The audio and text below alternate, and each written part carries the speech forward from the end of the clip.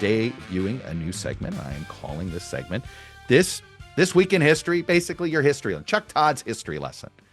One of the things that I find shocking is how often I see this current generation, whether it's political reporters, elected officials, sometimes how little they know about things that happened in the 20th century.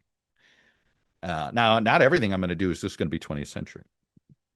But each week, I'm going to be looking for an event that happened in that week sometime in the last 100 years. And we're going to do a quick little explainer about it and go from there. So this week, and by week is September 8th through the 14th. That's the window. And each week, it'll be Monday through the Sunday. That's the window I'm going to choose each week. Well, September 8th, 1974 is one of the more momentous occasions in the history of the American legal system.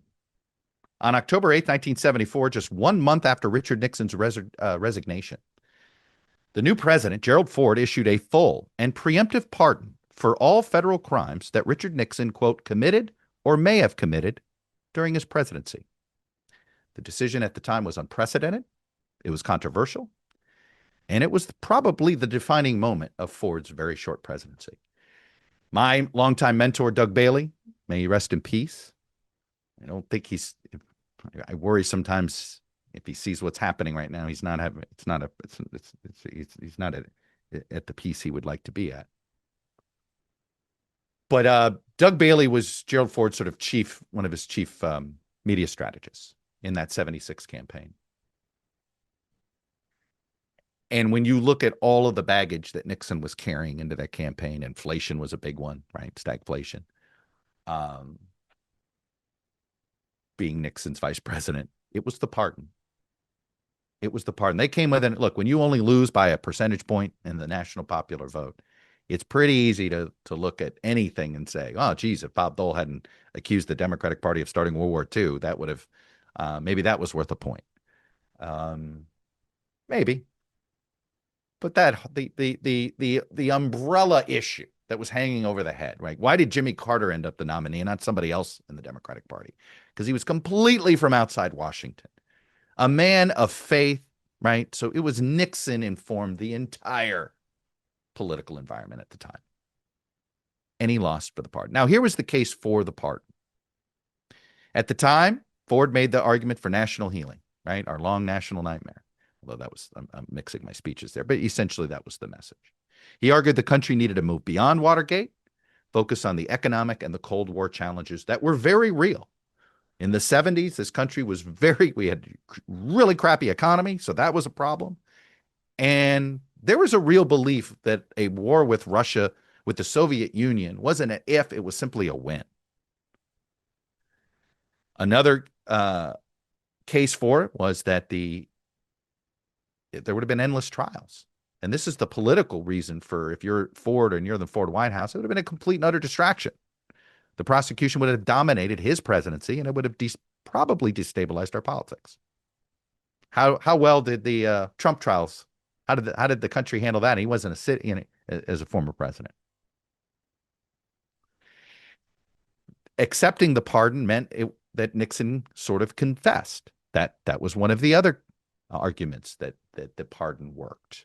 By accepting the pardon, Nixon implied guilt under Burdick versus the United States in 1915, which is his idea. If you accept the pardon, essentially you're accepting you committed some crime. Now in 2001 he got the Kennedy family gave him the Profile in Courage Award because it has been interpreted as if that it was politically courageous.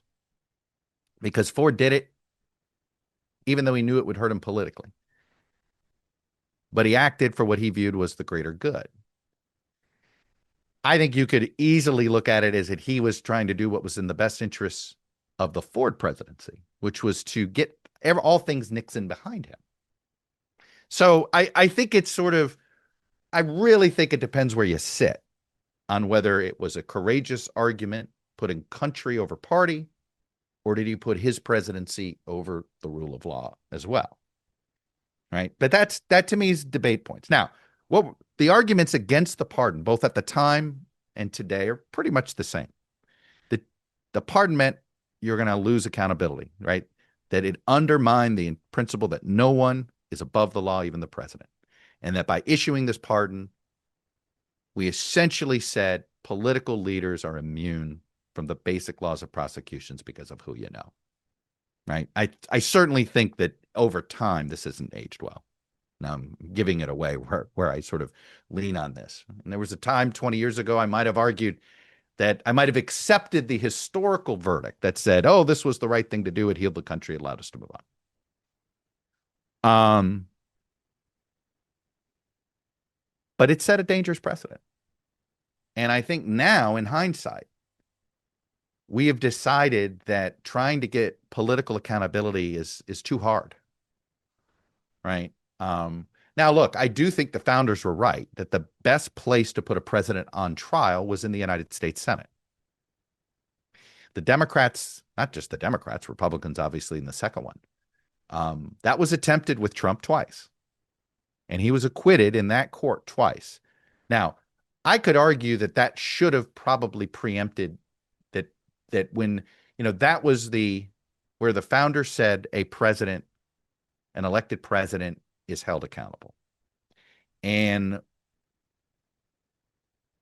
I could make the case in hindsight that all those other independent jurisdictions should have laid down their arms. If, that was the most appropriate place to try to hold him accountable was in the United States Senate. But had Ford never pardoned Nixon and we'd had a trial and he had been convicted and had served time, here's what we don't know, right? There was an assumption that somehow it might have turned him into a political martyr. In some cases, I guess we're seeing an alternative universe here in Brazil, right? Where instead of letting it go with Bolsonaro, the current administration is deciding to go ahead with a prosecution on Bolsonaro and banning him from the ballot and all those things that come with it. Perhaps that's what could have been done with Nixon. Was our system strong enough to handle it? Ford's decision implies that he didn't think the country was going to be able to handle it. But this was one of those cases where and I go back to, if you don't trust the voters, then what are we doing with this experiment anyway, right? Like the argument about the Constitutional Convention. Oh no, if you do that, there might be some people who may have some wacko ideas that they introduce. Yeah, welcome to America. Okay, we have people on every single notch of the political spectrum. Of course, there's going to be all sorts of, but there's a process. And there's a process that should make it so that it's fairly mainstream.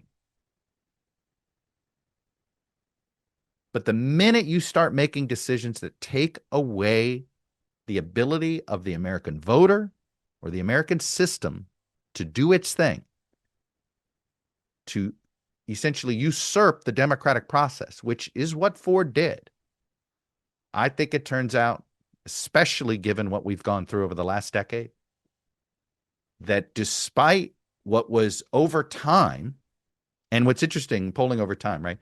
At the time, a majority of the country, including, according to an exit poll in the 76 presidential race, a majority of the country thought the pardon was wrong, 55%, thought it was a mistake.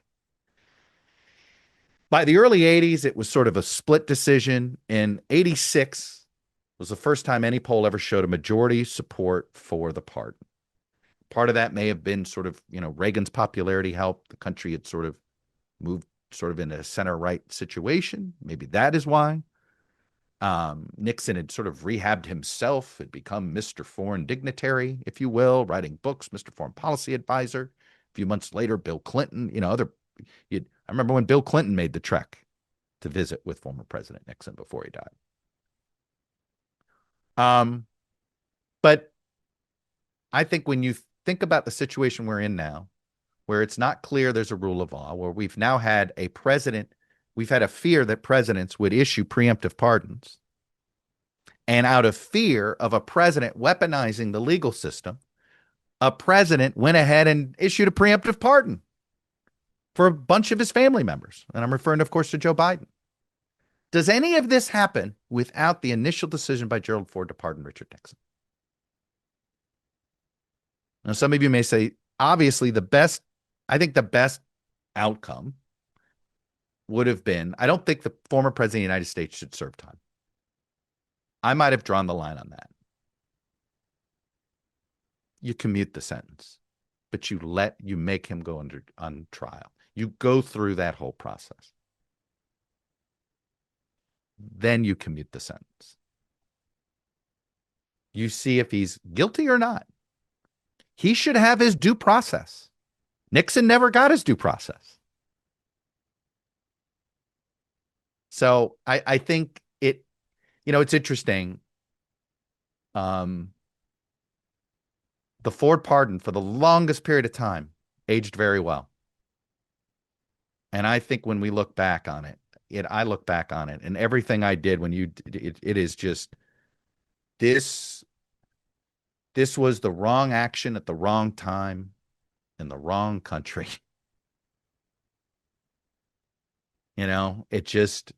It is, if you believe in the rule of law, you should have let it work its will.